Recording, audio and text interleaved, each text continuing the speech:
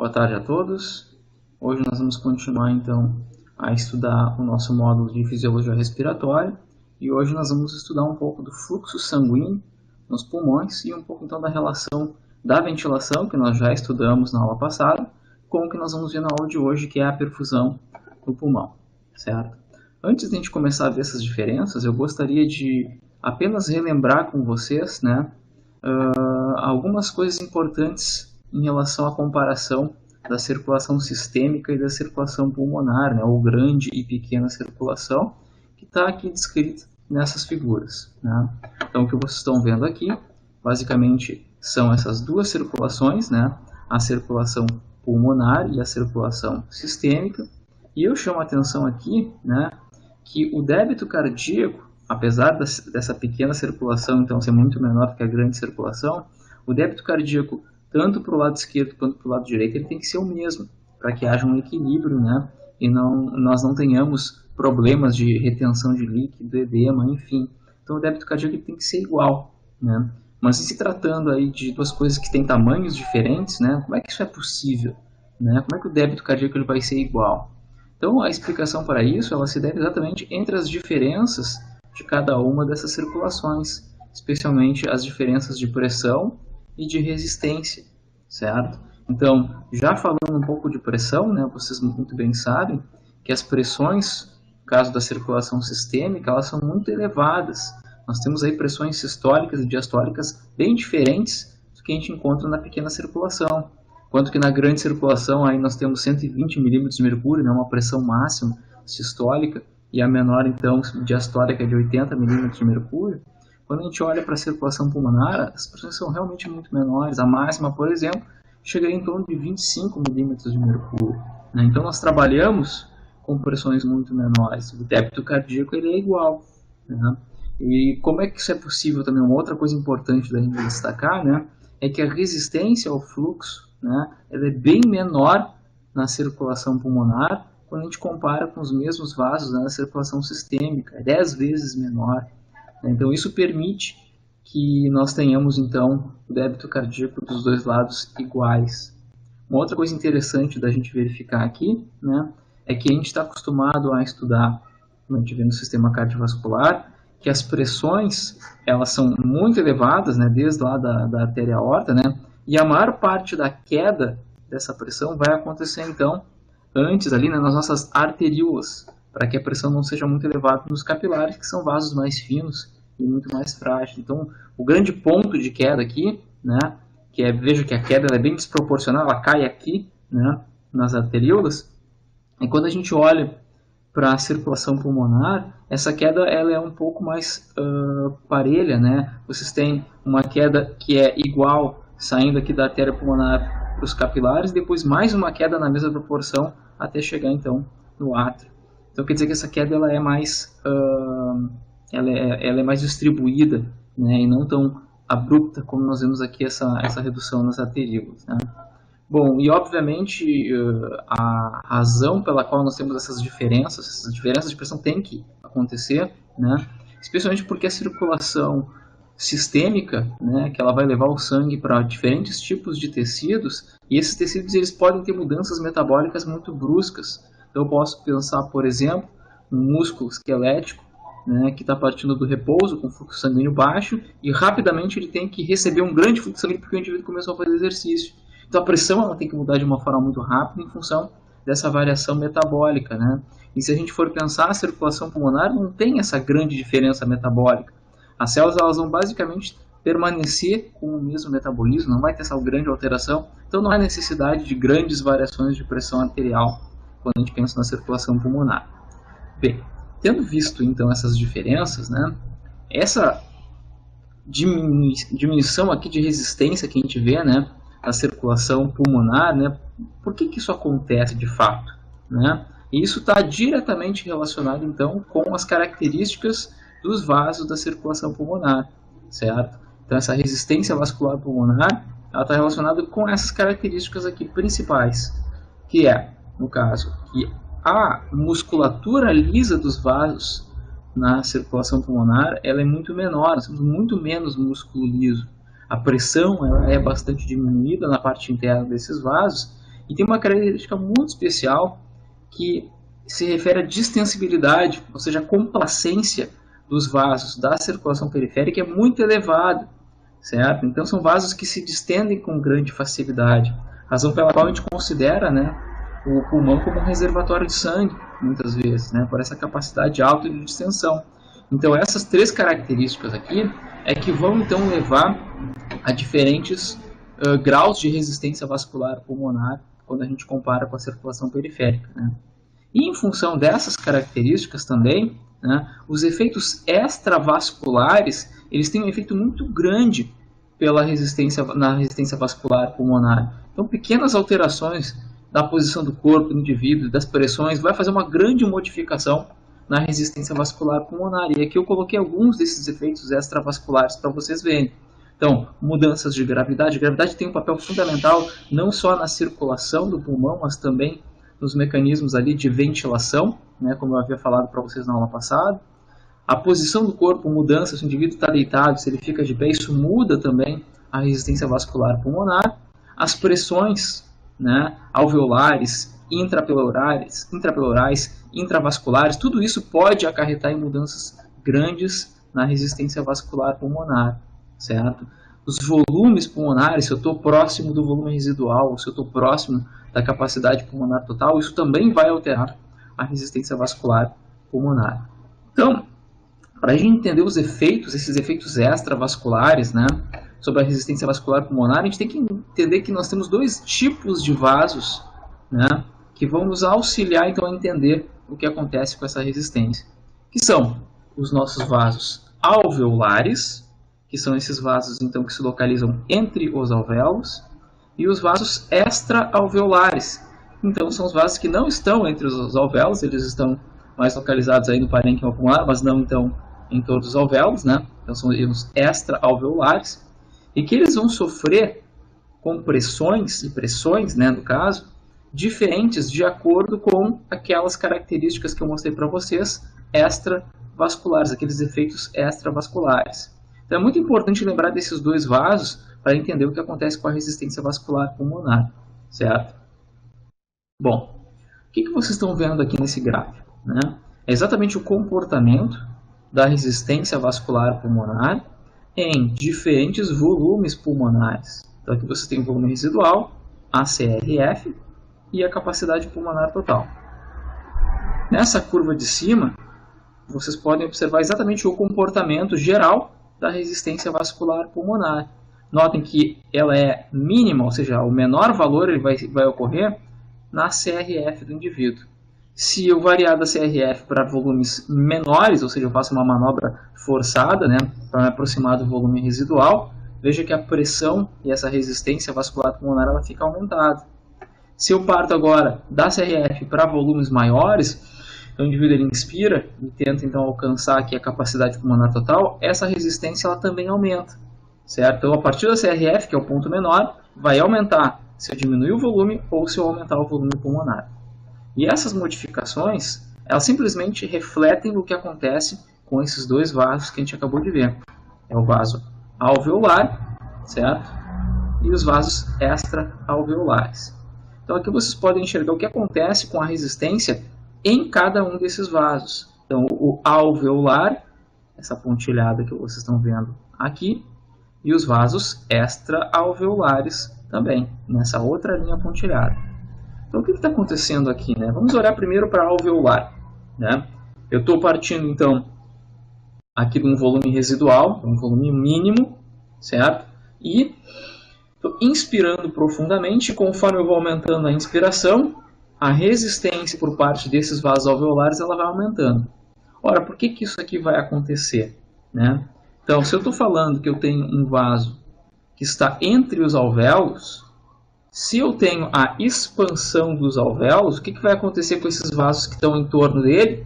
Eles vão ser comprimidos, eles vão ser achatados, alongados, e isso consequentemente vai fazer com que a resistência pulmonar dentro deles, a resistência vascular, ela fique aumentada, conforme então o alvéolo ele vai se expandindo, certo? Conforme o alvéolo ele vai diminuindo de volume, então agora da capacidade pulmonar total chegando próximo de volumes menores, essa resistência ela vai caindo porque os vasos alveolares vão ficando cada vez mais relaxados, porque não tem mais um alvéolo comprimindo eles. Agora, o comportamento dos vasos extra-alveolares é exatamente o oposto, certo? Eles vão seguir todo o resto do parênquima pulmonar, né? Então, quando eu tenho um volume pequeno, certo? Quando eu estou fazendo aquela manobra forçada para chegar próximo do volume residual, aquela compressão dinâmica toda faz não só com que as nossas vias aéreas se fechem, mas também esses vasos extra-alveolares também vão reduzir o seu tamanho, eles vão ficar comprimidos e, consequentemente, a resistência vascular pulmonar vai ser maior. E aí, conforme eu vou ganhando volume pulmonar, as nossas vias aéreas vão aumentando de raio, isso a gente aprendeu, né? O que vai acontecendo com esses vasos? Eles vão acompanhar também essa modificação e vão aumentar de raio também. Resultado, a resistência vascular pulmonar, ela diminui. E é por isso que a gente tem esse comportamento aqui que vocês estão vendo. Alta resistência em volumes baixos, especialmente em função da elevação da pressão dos vasos extra-alveolares, menores valores na CRF, e na capacidade pulmonar total a resistência volta a aumentar, especialmente em função da compressão dos vasos alveolares, certo? Outro comportamento interessante a respeito, né, da resistência vascular pulmonar se refere ao fluxo sanguíneo, mudanças de fluxo sanguíneo de débito cardíaco que são destinadas então ao nosso pulmão, né? Ao contrário do que a gente costuma ver para a circulação sistêmica, né, que quando a gente aumenta o fluxo, a gente acaba aumentando também a resistência. Aqui na circulação pulmonar, curiosamente, nós temos o efeito oposto, onde eu tenho um aumento do fluxo sanguíneo causando uma queda da resistência vascular pulmonar. E isso é bastante importante, né? Por que justifica essa queda? Eu estou aumentando o fluxo sanguíneo para o pulmão e a resistência está diminuindo. E a gente tem que lembrar daqueles conceitos que eu falei para vocês a respeito do como é a circulação pulmonar, como são os vasos, né? Eles são complacentes, tem pouco músculo liso, e a resistência, então, ela vai ser modificada muito facilmente por modificações extravasculares. E é exatamente isso que vai explicar essa queda da resistência com o aumento do débito. Então, olha só que interessante isso, né? Pela complacência que nós temos. Nem todos os vasos do nosso pulmão, que são muitos, né? Eu falei lá para vocês, são 280 bilhões, né, de vasos, quer dizer, no caso de capilares, né? Então, quer dizer, nem todos eles estão sendo recrutados e o fluxo sanguíneo está passando por dentro deles, né? Alguns desses vasos, eles vão estar fechados, que é o que está representado aqui. Eu tenho alguns vasos abertos, né? Isso aqui seria a representação do alvéolo, né? Os alvéolos em branco, e a circulação, então, na cor mais escura. Então, tem alguns alvéolos aqui, alguns vasos que eles estão fechados, simplesmente porque a pressão ela não é suficiente para que esses vasos eles vão abrir, eles venham a abrir. Então, esses vasos eles não estão colaborando com o fluxo sanguíneo, né? Mas se eu aumentar o débito cardíaco, se eu aumentar o fluxo sanguíneo, eu posso recrutar esses vasos, como vocês estão vendo aqui na figura de baixo. Olha lá, eu estou recrutando os vasos, eles vão abrir mediante a elevação então desse fluxo. E o que vai acontecer? Bom, se eu estou aumentando a quantidade de vasos, eu automaticamente estou distribuindo essa resistência e ela vai cair. Por isso que a gente vê aquele gráfico, né, de fluxo sanguíneo aumentando e resistência vascular caindo, né, pelo fenômeno do recrutamento dos vasos sanguíneos. E por esses vasos também serem muito distensíveis, conforme eu vou aumentando o fluxo sanguíneo, eu posso fazer com que esse vaso se estenda. Então esse fenômeno que a gente está vendo aqui nessa outra figura do lado é o fenômeno da distensão dos vasos. Olha como ele aumenta, né, em comparação com a situação anterior. Então o recrutamento e a distensão, ou distensibilidade, ele vai explicar exatamente por que a gente tem essa queda de resistência conforme o fluxo sanguíneo para o pulmão ele aumenta. Ok? E aí, em função disso, a gente pode pensar nos efeitos da resistência, né, vascular pulmonar quando a gente tem essas alterações nos vasos extra e alveolares, certo? Então vamos fazer apenas um pensamento a respeito das consequências dessas modificações, né, e os seus respectivos mecanismos. O que pode acontecer, por exemplo, que a gente acabou de ver, né? Se eu aumentar o volume pulmonar acima da CRF, lembrando que a CRF é o ponto de menor resistência. Então, se eu aumentar o volume pulmonar acima da CRF, o que vai acontecer? A resistência vai aumentar. Em especial, por quê? Porque eu tenho alongamento e compressão dos nossos vasos alveolares. Se eu tiver uma redução desse volume pulmonar, então abaixo da CRF, de novo eu vou ter um aumento da resistência vascular pulmonar. Só que agora porque eu estou comprimindo os vasos extra-alveolares. Se eu tiver, como eu acabei de explicar, né, aumento do débito cardíaco, aumento da pressão na artéria pulmonar, né, um volume sanguíneo aumentado, o que vai acontecer? Nós vamos recrutar mais vasos e distender esses vasos. Resultado final, a resistência vascular pulmonar ela cai. Mudanças na posição do corpo também vão repercutir na resistência vascular pulmonar. Por exemplo, se a gente comparar ápice e base, né, vamos pensar aqui na base. Né, um indivíduo ele está deitado e ele fica de pé. O que vai acontecer? A força da gravidade vai forçar que esse sangue desça e se espalhe mais pela base do pulmão. Resultado, esses vasos da base vão sofrer os fenômenos de recrutamento e distensão. E a resistência vascular pulmonar ela vai cair. Certo? Então, essas características dos próprios vasos vão fazer com que essa resistência ela seja de fato diminuída. Se nós alterarmos as pressões, aqui vocês têm, por exemplo, né, uma situação de ventilação, né, mecânica, né, com pressão positiva alveolar. Então, quer dizer que a ventilação está ocorrendo quando eu coloco com pressão positiva, né, para o ar entrar e também para o ar sair. Certo? É simplesmente variação de pressão positiva. Se eu tenho pressão positiva no alvéolo, o que vai estar acontecendo? Bom, eu vou comprimir, basicamente, os nossos vasos alveolares. E eu vou fazer o oposto da situação acima. Eu vou, basicamente, desrecrutar esses vasos, né, e vou comprimir esses vasos. E, consequentemente, o que eu vou ter? Uma resistência aumentada. A mesma coisa se eu causar um aumento da pressão intrapleural. Eu falei para vocês que a pressão intrapleural é geralmente negativa, né, em repouso, e essa variação é que permite que a gente faça, então, inspiração, né, do ar, por exemplo. Mas que em algumas situações, como por exemplo na expiração forçada, eu causo aquela compressão dinâmica e eu vou ter uma pressão intrapleural positiva. Resultado, se ela ficar positiva, eu vou comprimir de novo todos os meus vasos, certo? E aí, consequentemente, eu vou ter o quê? Um aumento da resistência vascular pulmonar. Então, só para a gente entender um pouco, né, dessas alterações a respeito da resistência vascular pulmonar.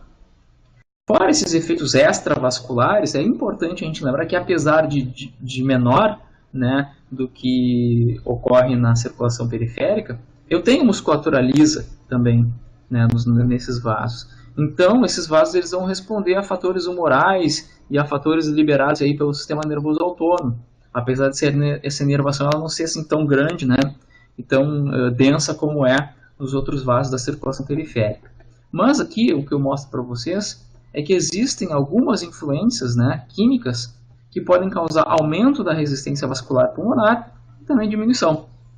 Como aumento, aqui eu chamo a atenção, por exemplo, de estimulação simpática, né, apesar de haver alguma controvérsia ainda a respeito dessas modificações, né, norepinefrina, epinefrina, né, moléculas mais relacionadas com resposta alérgica, por exemplo, tromboxano, né, as prostaglandinas, histamina, né, hipóxia alveolar, isso a gente vai ver depois como é que funciona, né, pode causar contração, né, desses vasos e, consequentemente, aumentar a resistência vascular pulmonar. E, do outro lado, outros fatores, como é o caso da inervação parasimpática, né, que ela pode causar diminuição, então, dessa resistência vascular pulmonar, agonistas beta-adrenérgicos, óxido nítrico e bradicinina, então, como causadores então, do relaxamento da musculatura lisa e, consequentemente, da diminuição da resistência vascular pulmonar. Bem, assim como nós vimos em relação à distribuição da ventilação, né, no nosso pulmão, quando a gente compara base e ápice, nós temos uma diferença também no fluxo sanguíneo, né, uma diferença regional importante. O que vem essa diferença? Como é que é a distribuição do fluxo sanguíneo, né, quando a gente compara a base e o ápice? Né? Então esse gráfico ele mostra exatamente como é que é essa distribuição. Né? Aqui vocês têm a distância do pulmão, certo? Aqui eu tenho a base, e aqui eu tenho o ápice, e aqui eu tenho o fluxo sanguíneo. O que vocês conseguem enxergar facilmente aqui é que, assim como na ventilação, a maior parte do fluxo sanguíneo fica na base, especialmente, óbvio, se o indivíduo está de pé ou sentado. Então, a maior parte da distribuição do fluxo sanguíneo é na base e ela é menor no ápice, certo? Aí, só rapidamente pensando, né? Ora, pensando na base, se eu tenho um fluxo sanguíneo aumentado na base, como é que vai ficar a resistência vascular pulmonar? Por aqueles fenômenos de recrutamento e distensão, na base a resistência ela vai ser menor do que no ápice, certo? E como eu tenho mais fluxo, né, as hemácias vão passar muito mais rápidas por essa região do que pela região superior do ápice. Essa pergunta é, por que eu tenho, assim como eu tenho ventilação, mais fluxo sanguíneo para a base, né, do que para o ápice, né? E olha que interessante, né? Mesmo quando a gente faz exercício físico, que a gente aumenta o fluxo sanguíneo para todas as regiões do pulmão, isso a gente pode enxergar aqui nessa figura, olha lá no indivíduo, né? Em repouso, mais fluxo sanguíneo para a base do que no ápice. E quando eu faço exercício, que a gente tem mais sangue chegando, vejam que essas diferenças elas não mudam. Eu vou ter mais fluxo sanguíneo para todo o meu pulmão, mas ainda assim eu vou ter uma diferença maior na base do que no ápice. Simplesmente por quê? Porque o fluxo sanguíneo depende da gravidade, certo? A ação da gravidade, assim como ela tinha uma importância na ventilação, ela também vai ter uma importância no fluxo sanguíneo. E por que vai acontecer esse tipo de comportamento, né? Isso aqui vai ser explicado, né, essas diferenças regionais, por aquilo que eu já mostrei para vocês em relação à ventilação. O que a gente aprendeu, né, na ventilação? Bom, nós temos como fator determinante no grau de abertura dos nossos alvéolos, né, na pressão alveolar, é a nossa pressão intrapleural. Né? Então, se a gente lembrar que o nosso pulmão está suspenso na parede torácica, e que eu tenho uma gravidade, então sempre puxando o pulmão para baixo, sendo que ele está preso na parte toda aqui de cima, o que vai acontecer?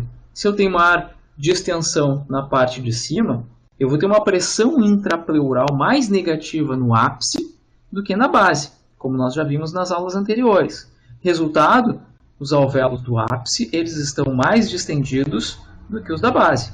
Por essa razão que a ventilação, lembra, ela é maior na base, porque esse alvéolo aqui da base está mais complacente, e esse alvéolo do ápice está menos complacente.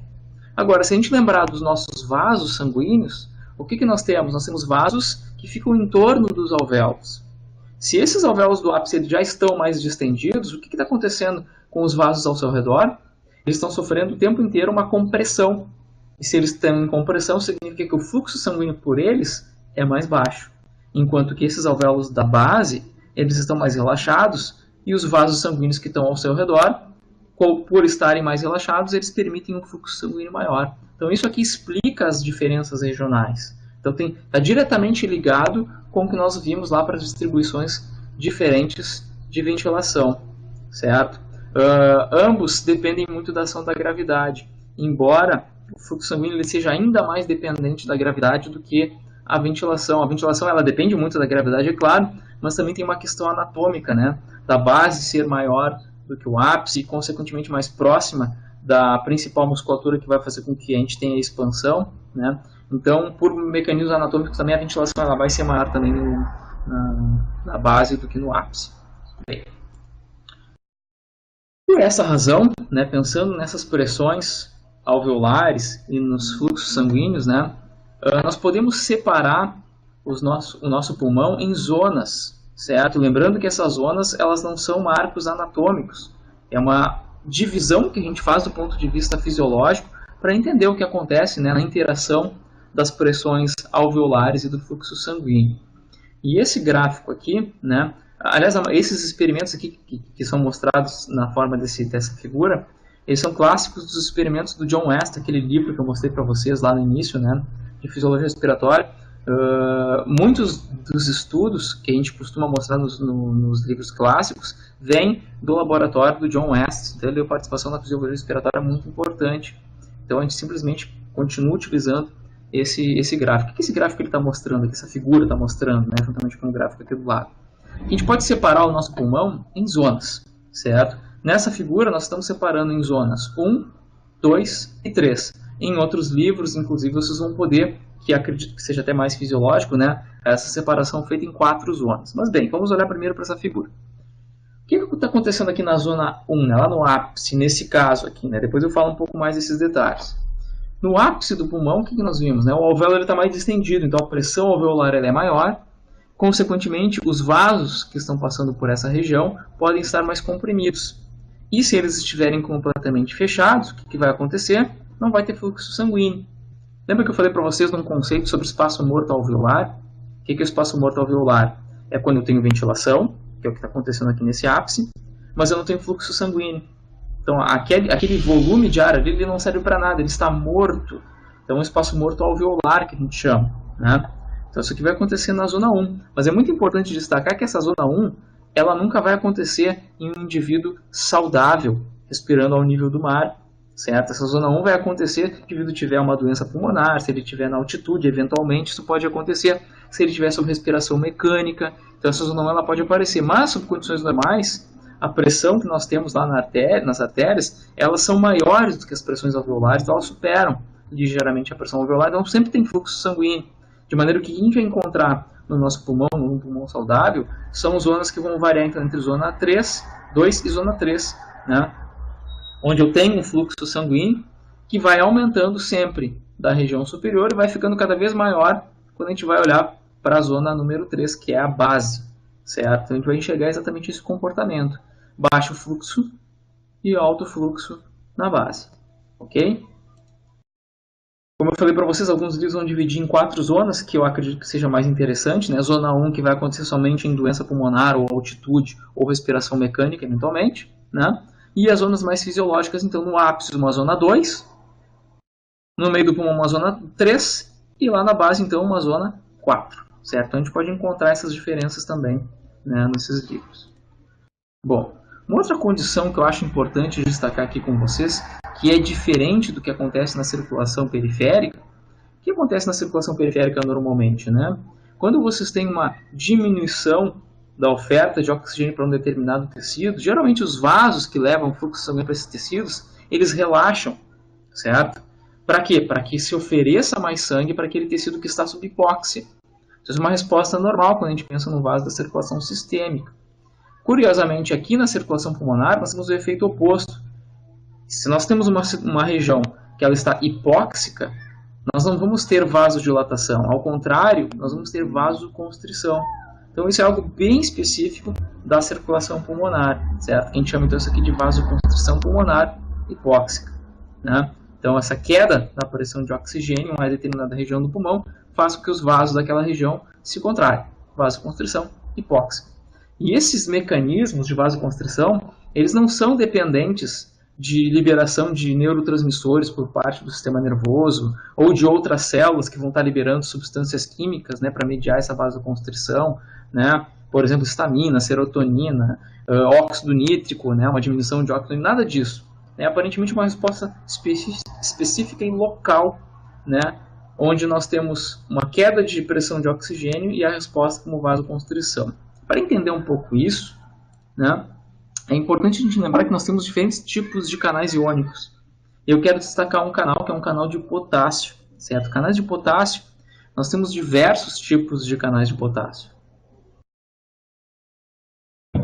Lá na célula beta, por exemplo, que eu fiz questão de representar aqui, né, nós temos, dá um zoom aqui, um canal de potássio que ele é dependente dos níveis energéticos da célula, ele é dependente dos níveis de ATP. Então, isso aqui é uma célula beta, né? Quando tem glicose elevada, essa glicose ela vai entrar, vai ser metabolizada e o ATP ele vai aumentar dentro da célula, né? Não vem ao caso agora desses mecanismos, mas o fato é que em condições que eu tenho hipoglicemia, eu não libero insulina, correto? Por quê? Porque esse canal de potássio, que ele é sensível ao ATP, ele está aberto e o potássio ele está vazando para fora, mantendo essa célula hiperpolarizada. Então nada acontece. Quando eu como alguma coisa e a glicemia aumenta, a glicose ela entra nessa célula, ela é metabolizada, o ATP aumenta e o ATP faz com que esse canal se feche. Resultado, fechou o canalzinho de potássio, ele é cátion, ele é positivo, ele vai se acumulando e ele está próximo de canais de cálcio voltagem dependentes que detectam essa variação de voltagem, se abrem, o cálcio ele entra e ele vai promover então a exocitose da insulina. Então aqui só para chamar a atenção é um canal de potássio, só que esse aqui é dependente de ATP. E eu tenho diferentes tipos de canais de potássio, e eu vou destacar aqui para vocês, né, nesses vasos sanguíneos, que é um canal de potássio sensível a radicais livres, né, especialmente derivados do oxigênio, os ROS. Né. O que vocês têm aqui? Né? Então, esse canal de potássio, sensível à concentração de radicais livres. A gente tem que lembrar que radicais livres são coisas que são constantemente produzidas pelas nossas células, né, inclusive pela própria mitocôndria. A mitocôndria produz muito desses radicais livres. E esses radicais livres, então, no caso da mitocôndria, dependem muito do consumo de oxigênio. Então, se tem oxigênio, pensar aqui no vaso do pulmão, tem bastante oxigênio, bom, Essa célula vai estar utilizando o oxigênio, vai produzir radicais livres, e esses radicais livres mantêm esse canal oxidado. Só que quando esse canal está oxidado, ele mantém esse canal aberto, e o potássio está vazando para fora, está hiperpolarizando essa célula. Se eu tenho uma hipóxia nesse local, por exemplo, o indivíduo vai para altitude, né? Então o que acontece? Bom, tem menos pressão de oxigênio, consequentemente a mitocôndria ela vai produzir menos radicais livres. Resultado, o estado agora não vai mais estar oxidado, ele vai estar em um estado mais reduzido. Só que o estado reduzido faz o canal fechar. Se o canal ele fecha, eu tenho acúmulo de potássio, essa célula despolariza, abrem-se canais de cálcio voltagem dependentes, o cálcio ele entra, lembrando que o cálcio vai induzir contração da musculatura lisa, e o que eu vou ter? Vasoconstrição hipóxica, certo? Então isso é bastante interessante. Mas qual é o papel fisiológico dessa vasoconstrição hipóxica, né? Então vocês podem pensar isso olhando para essa figura aqui. Olha lá, você tem uma condição normal em A, eu tenho entrada de ar normal, então as pressões ali, né, de oxigênio 100 mm de mercúrio, CO2 40 mm de mercúrio, o sangue chegando com uma pressão baixa de oxigênio, 40, e alta de CO2, 45, e aqui vai haver o equilíbrio, então depois das trocas, segue o sangue então arterial agora com uma pressão de oxigênio de 100 e de CO2 de 40. O que vai acontecer agora? Eu estou basicamente sugerindo que algum evento aconteceu nessa região particular aqui do pulmão, que fez com que a ventilação para esse alvéolo aqui ela reduzisse, certo? Por alguma razão, houve uma obstrução dessa via aérea. Resultado, tem menos ar aqui, ou seja, essa região aqui tem menor disponibilidade de oxigênio, ela está entrando em hipóxia. O que vai acontecer se eu permitir um fluxo normal aqui? O sangue vai chegar com uma baixa pressão de oxigênio, vai encontrar um alvéolo mal ventilado e vai seguir com pouco oxigênio. Isso vai se misturar com o sangue, no sangue, né? E vai basicamente levar um conteúdo de oxigênio muito baixo para os tecidos. Eu não posso permitir que isso aconteça. Então o que acontece? Bom, se tem hipóxia, o que a gente aprendeu? Vai ter uma vasoconstrição. Resultado final disso, do ponto de vista fisiológico, é que se eu tenho um alvéolo mal ventilado, ou seja, essa região está hipóxica, eu vou desviar o fluxo sanguíneo desse alvéolo para um alvéolo bem ventilado. E aí eu vou ter uma troca adequada aqui, e aqui eu vou bloquear o fluxo sanguíneo, para evitar o que nós chamamos de shunt, né, que é uma mistura que seria inadequada do ponto de vista de trocas gasosas, né, e transporte de oxigênio. Então é algo bastante inteligente que essa vasoconstrição hipóxica nos permite fazer. Bom, um outro assunto importante quando a gente fala aqui de fluxo sanguíneo para o pulmão é o edema pulmonar. O que seria esse edema, né? Seria o acúmulo desse líquido aqui nesse espaço intersticial, certo? Ele geralmente está muito mais predisposto a acontecer, né, a partir da saída de líquido do vaso para dentro do espaço, do que do líquido daqui dos nossos alvéolos para dentro do espaço intersticial, simplesmente porque os vasos eles são muito mais, eles apresentam um coeficiente de filtração, né, de filtrabilidade muito maior do que as células que revestem ali os nossos alvéolos. Enfim, de qualquer maneira, o que determina, né, a entrada ou saída de líquido a partir desse espaço intersticial? Então, como vocês vão ver também lá para o sistema cardiovascular e sistema renal, né, eu tenho pressões hidrostáticas e pressões coloidosmóticas, né, relacionadas com as nossas proteínas, certo? Então eu tenho uma pressão hidrostática aqui que força o líquido para o espaço intersticial, uma pressão coloidosmótica que puxa esse líquido de volta para dentro do vaso, e eu também tenho pressões coloidosmóticas aqui no interstício, que puxam o líquido para dentro, e pressões intersticiais que empurram esse líquido para fora, certo? Uma outra pressão importante que a gente tem que considerar, né, que vai manter basicamente constante esse espaço intersticial, que é extremamente importante manter o espaço intersticial controlado, por quê? Porque essa região aqui é uma região de troca. Se eu tiver edema, isso vai dificultar muito o processo de difusão, então tem que manter isso aqui com um volume muito pequeno. Então, do ponto de vista funcional, uma outra variável importante é que nós temos um fluxo linfático muito elevado aqui no pulmão, certo? Que permite, então, que qualquer excesso que venha se acumular aqui nesse interstício seja rapidamente removida pelo fluxo linfático. Então, a gente tem uma margem de segurança muito grande para evitar o edema pulmonar quando a gente pensa no fluxo linfático. Só para vocês terem uma ideia aqui das pressões envolvidas, né? Vejo que nós temos, então, pressões que favorecem a saída do líquido do capilar para o interstício, né? E pressões que se opõem, né? O resultado final é que eu tenho uma pressão favorável, na verdade, de saída do líquido do capilar para dentro do interstício. Ele não se acumula em condições fisiológicas, porque a própria tensão superficial facilita, né, e evita com que isso ocorra, mas em especial porque eu tenho um fluxo linfático bastante intenso, que remove rapidamente esse acúmulo de líquido, evitando o edema pulmonar, certo? Claro que o edema pulmonar ele pode acontecer se algum desses fatores aqui ele for alterado. Por exemplo, se eu tiver algum corpo estranho, por exemplo, um tumor que esteja bloqueando o fluxo linfático, isso pode facilitar o surgimento de edemas, ou se eu tenho disfunção no músculo cardíaco, né, o líquido fica mais retesado ali no pulmão, isso pode elevar essas pressões hidrostáticas, forçando o acúmulo de líquido, que vai prejudicar muito os processos de trocas gasosas. Ok? Bem.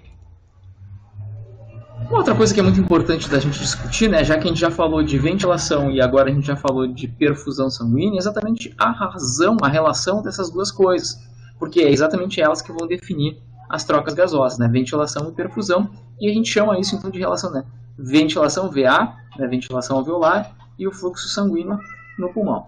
A gente pode pensar nessa relação pensando em um único alvéolo com seu capilar, né, aí no caso eu vou olhar para a pressão alveolar, né, para a ventilação alveolar e para o fluxo capilar, eu posso pensar em um conjunto de alvéolos ou no pulmão inteiro, né?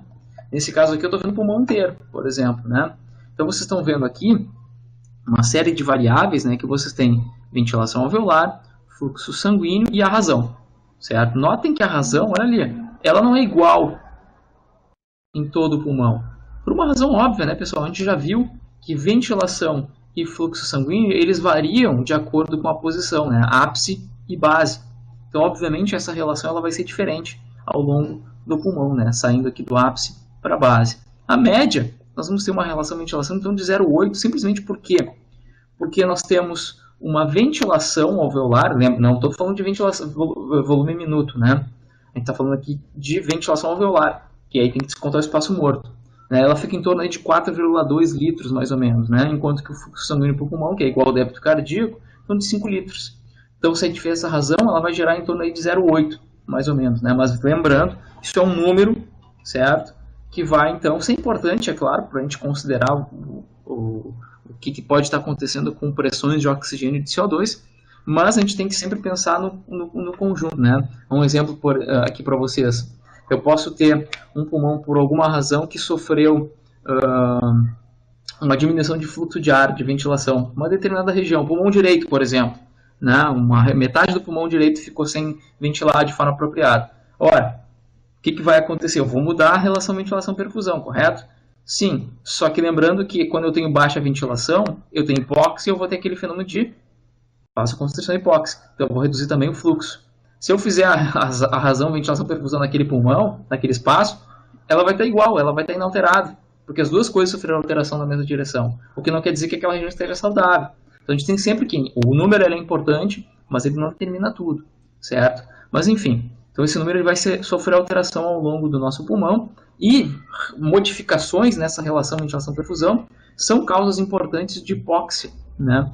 Que nós temos do ponto de vista fisiológico, né? Então a gente tem hipoxemia arterial que a gente vai estudar daqui a pouco. Então, se a gente olhar e pensar então nessa relação, modificações na relação podem alterar muito as pressões dos gases importantes para as nossas trocas gasosas, que é o oxigênio e o CO2. Então vocês estão vendo aqui no ar, por exemplo, né, um alvéolo ventilando normalmente, sendo perfundido normalmente. A gente está vendo aqui então as trocas normais, né? Então esse sangue chega com baixa pressão de oxigênio, alta pressão de CO2, e ele vai entrar em equilíbrio com o que está no alvéolo. Então vai seguir aqui uma pressão de 100 milímetros de mercúrio de oxigênio e 40, está errado ali, né? Deixa eu escrever aqui para vocês para a gente não errar. Aqui não é 45, só um erro de digitação, né? 40 milímetros de mercúrio, né? Para o de CO2. Bom, isso é o normal. Aqui nós temos uma relação ventilação-perfusão normal. Mas vejam que eu posso ter alterações para a esquerda ou para a direita se eu modificar a ventilação ou a perfusão, certo? Posso ter uma modificação aqui para o zero, né? Se eu, por exemplo, né, bloquear a entrada de ar, Então, retirando aqui o fluxo de ar, né? E o fluxo sanguíneo está permanecendo normal, então eu posso deslocar isso para a esquerda, ou eu posso deslocar isso aqui para a direita, ad infinito, né? Onde eu tenho uma redução de fluxo sanguíneo, né? E aí na alteração da ventilação alveolar. Então eu posso ter isso aqui. Essas variações, né? Obviamente são extremas, né? Para cá ou para cá, né? Mas é importante a gente entender o que acontece, porque modificações da relação vão causar mudanças nos valores de oxigênio e de CO2. No B, por exemplo, o que vocês têm? Parou de ventilar esse alvéolo. O fluxo sanguíneo está normal. Então o que acontece? Esse sangue aqui ele vai entrar em equilíbrio com o que está no alvéolo, que é baixo a concentração de oxigênio. Então ele vai seguir com uma concentração baixa de oxigênio. Então eu vou ter uma hipoxemia arterial aqui perigosa. Certo? Então, se eu for olhar o valor que vai seguir aqui nessa diminuição da ventilação, perfusão, isso vai ser extremamente perigoso, vai reduzir a concentração de oxigênio. Se eu olhar o lado oposto aqui, quando eu tenho redução aqui do fluxo sanguíneo, né, isso vai acontecer numa situação daquele espaço morto alveolar que a gente viu, né, espaço morto, né, onde eu tenho ventilação, mas não tenho fluxo. O que vai acontecer nessa circunstância, né? Bom, eu tenho um alvéolo que está ventilando bem, só que não tem fluxo, o resultado não tem troca. Okay? Então isso vai alterar muito o que vai acontecer com a mistura de gases que eu vou estar enviando para os meus tecidos. Então a gente pode ver isso claramente aqui, nessa relação da razão ventilação-perfusão com os valores de pressão de oxigênio e pressão de CO2. No normal, eu tenho 100 ml de mercúrio de oxigênio, 40 ml de mercúrio de CO2. Se eu diminuir a razão ventilação-perfusão, o que vai estar acontecendo? Estou diminuindo a pressão de oxigênio, né, e eventualmente aumentando a de CO2. Enquanto que se eu tiver esse aumento da razão, quando eu tenho redução de fluxo sanguíneo, por exemplo, o que eu vou ter? Uma elevada pressão de oxigênio, nesse caso aqui, e uma baixa pressão de CO2 aqui dentro desses alvéolos. Certo? Então as pressões vão sofrer alterações quando a gente muda a razão ventilação-perfusão.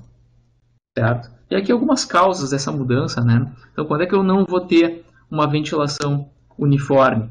Quando, por exemplo, eu tiver colapso de vias aéreas, quando elas estiverem, né, com broncoconstrição, que é o caso da asma, redução do diâmetro da via aérea, que pode acontecer por vários problemas, né?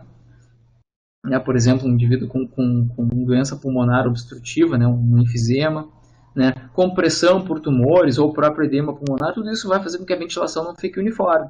E aí a razão ventilação-perfusão vai sofrer alteração.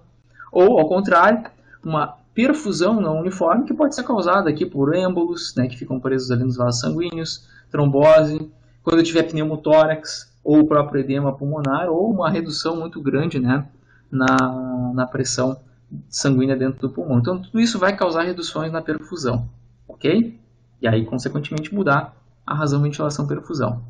Então, só de curiosidade, né, a gente não vai falar muito nesses testes, mas são vários os testes para testar, né, a coordenação dessa razão ventilação-perfusão.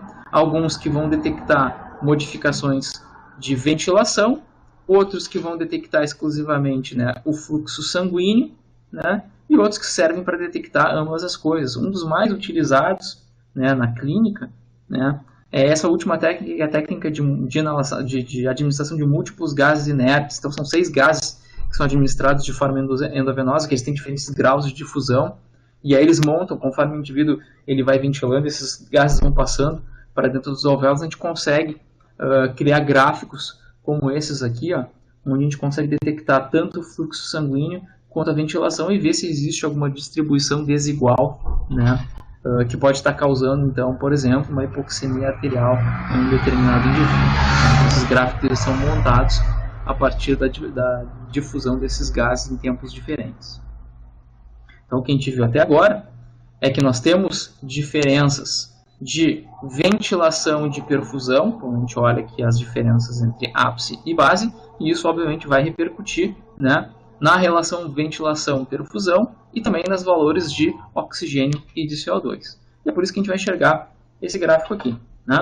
Então, o que vocês estão vendo aqui, né? Como a gente estudou, fluxo sanguíneo ele é mais alto na base do que no ápice. Veja ele caindo aqui, né, em relação ao ápice. Ventilação ela é mais alta, pensando a partir da CRF, na base do que no ápice, né?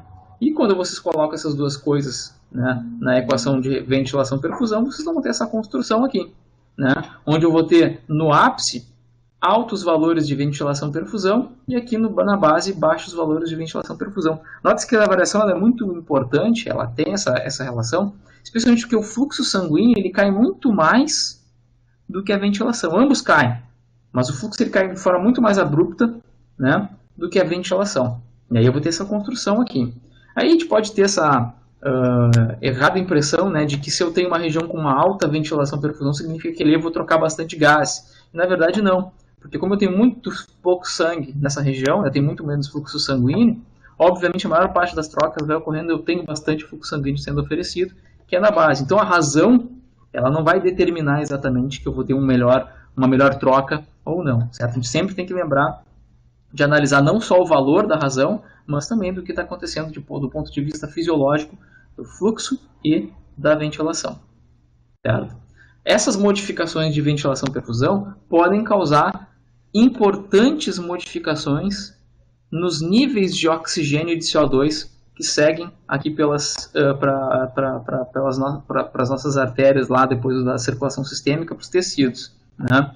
E se os valores de oxigênio forem inferiores a 80 milímetros de mercúrio, nós vamos ter uma situação de hipoxemia arterial. A gente fala em hipoxemia arterial quando o valor da PA, o Azinho ali de arterial, né? Pressão então arterial de oxigênio, ela vai ser inferior a, vou trocar depois o sinal ali, né? Vai ser inferior a 80 milímetros de mercúrio. Okay? Lembrando que esses valores normais se giram em torno de 100 e 102 no caso aqui dessa figura, né? 105 dependendo do livro. Então a gente costuma tentar explicar a importância da relação ventilação-perfusão na causa da hipoxemia nesse modelo aqui onde nós temos esses dois alvéolos e fluxo sanguíneo para eles respectivamente. Então esse aqui seria o ponto de vista normal, né?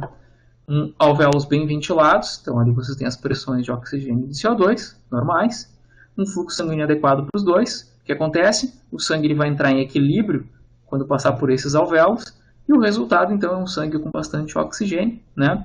E uma baixa pressão de CO2, que é o que vai ser oferecido então para os nossos tecidos. Eu pensar nos extremos, né, do que pode estar acontecendo com essa razão. Se eu tiver, por exemplo, um vaso colateral aqui, ó, observem que esse vaso aqui ele não está passando pelos alvéolos, certo? Ele está cortando o caminho aqui. Então, se ele não está passando pelos alvéolos, ele nunca vai se enriquecer com oxigênio. Resultado, no momento que ele se misturar com o sangue que está saindo de vasos sanguíneos aqui que estão sofrendo troca, ele vai causar uma certa diluição na pressão de oxigênio. Então, vocês estão vendo aqui um valor muito menor do que esperado. Isso a gente chama de shunt direita e esquerda, né? Nós temos um shunt que ele vai acontecer naturalmente quando a gente pensa ali na circulação brônquica, por exemplo, né? Mas em doenças pulmonares, esse fluxo sanguíneo que nós temos ali, no caso que eu dei exemplo para você, na circulação brônquica, ele pode aumentar muito. E aí, consequentemente, essa mistura pode ser prejudicial. E aí eu vou ter, então, né, um shunt muito maior e uma pressão muito significativa que pode levar a uma hipoxemia arterial. Então, nesse caso aqui, é bastante importante da gente considerar, né? Um outro problema que pode acontecer, que pode causar modificações da relação ventilação-perfusão, é quando eu tenho, olha ali o exemplo, um bloqueio completo, né, dessa via aérea. Resultado, ela não está sendo bem ventilada, mas ela tem fluxo sanguíneo normal. Embora a gente saiba que isso aqui não vai ficar por muito tempo, porque aqui vai sofrer aquele processo de vasoconstrição hipóxica, né? Imediatamente o que eu vou ter é o quê? Enquanto essa alteração não ocorre, esse vaso sanguíneo aqui ele vai ser trocado. Veja que tem uma pequena compensação aqui, né? Uma via aérea bloqueada, eu compenso aumentando o fluxo aéreo para as vias que não têm esse comprometimento, né? Então por isso que eu tenho esses valores um pouco maiores aqui de pressão de oxigênio. Aqui eu vou ter uma troca normal, né? Mais facilitado. Mas aqui o sangue que passa por esse alvéolo que não está sendo ventilado, ele vem com uma pressão baixa de oxigênio e alta de CO2, né? Ah, mas professor, não está aparecendo alta de CO2, porque esses gráficos eles levam, eles partem do pressuposto que a hipoxemia ela vai causar uma hiperventilação, e a hiperventilação vai fazer com que a pressão de CO2 ela caia, por isso que a gente tem esses valores menores aqui de CO2. O mais importante é a pressão de oxigênio, que vai estar reduzida, causando hipoxemia, que é o que vocês estão vendo aqui em função dessa mistura. Tá? Isso pode ser causado, olha ali, por um tampão mucoso que vai obstruir a via aérea, por um edema, né, um corpo estranho que foi inalado, um tumor, qualquer coisa que possa fazer compressão e bloqueio total dessa via aérea. A causa mais comum, né, de desequilíbrio que vai causar então hipoxemia arterial são esses bloqueios parciais aqui, né, onde eu tenho uma via aérea que está sendo mal ventilada, né, um exemplo muito parecido agora, só que agora é parcial esse bloqueio. Resultado, eu vou ter uma troca inadequada e eu vou ter uma mistura que pode levar a valores de oxigênio inferiores a 80, podendo causar então hipoxemia arterial, certo? Então, o que a gente viu até agora aqui, né, é que eu tenho diferentes causas de hipoxemia, né? Eu tenho então, como hipoxemia que eu falei para vocês, né, quando a pressão ela baixa menos de 80 milímetros de mercúrio, então isso aqui é hipoxemia, né? Mas eu posso ter causas diferentes. Então eu tenho aquele shunt que eu mostrei para vocês, quando eu tenho um vaso que ele não se conecta, né, com alvéolo nenhum, então ele nunca vai passar por uma troca gasosa de forma direta, né? Eu tenho o shunt fisiológico, né, que é quando eu tenho então aqueles bloqueios, né, e aquela relação ventilação-perfusão, que é a causa mais comum de hipoxemia. Outros casos que podem levar a hipoxemia é quando o indivíduo vai para altitude, por exemplo, que ele tem diminuição da fração inspirada de oxigênio, certo? Lembrando, né, a pressão ela vai diminuindo, então o total vai diminuindo, consequentemente a proporção de oxigênio vai ser menor, então isso pode levar a uma menor oferta de oxigênio que causa hipoxemia. Ou se o indivíduo está hipoventilando por alguma razão, né, algum distúrbio aí do controle da ventilação, tudo isso pode fazer com que a pressão arterial de oxigênio seja diminuída. Então, clássico de hipoxemia. Mas tem uma coisa que é interessante a gente olhar, que a gente chama de diferença de oxigênio alveolar, que é o A grande, arterial, que é pequenininho. Então, a diferença do que está no alvéolo e o que está seguindo para os nossos tecidos, certo? Então, o que vocês notam aqui, né? Eu dei o exemplo para vocês, tanto no shunt quanto na relação ventilação-perfusão diminuída. Então, isso que eu estou dizendo, a diferença entre a pressão alveolar e arterial. Nesse caso aqui, essa diferença, ela existe, ela está aumentando? Sim, tem uma diferença, né, entre o alvéolo e o que segue. Então, veja que essa diferença aqui, ó, ela está aumentando. Então, é clássico de relação ventilação-perfusão diminuída e os shunts, anatômico e fisiológico. Então, tem essa diferença. Se eu for pensar num indivíduo que respira na altitude, veja que essa diferença aqui está normal. Por que ela está normal? Vamos ver aquele exemplo normal. Aqui, né? Tudo funcionando de forma plena. Agora, se o indivíduo está respirando na altitude, as pressões alveolares aqui, elas vão ser menores. Por exemplo, um indivíduo numa altitude bem elevada, vou botar aqui 70 milímetros de mercúrio de oxigênio. Resultado, o sangue vai chegar aqui, ele vai entrar em equilíbrio e ele vai seguir com 70 milímetros de mercúrio também. Tem diferença alveolar e arterial? Não, porque deu equilíbrio.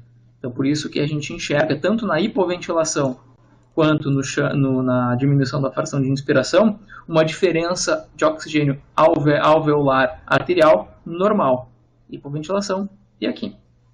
O interessante dessas hipoxemias é que geralmente elas conseguem ser melhoradas quando o indivíduo respira oxigênio puro, ou seja, 100% de oxigênio.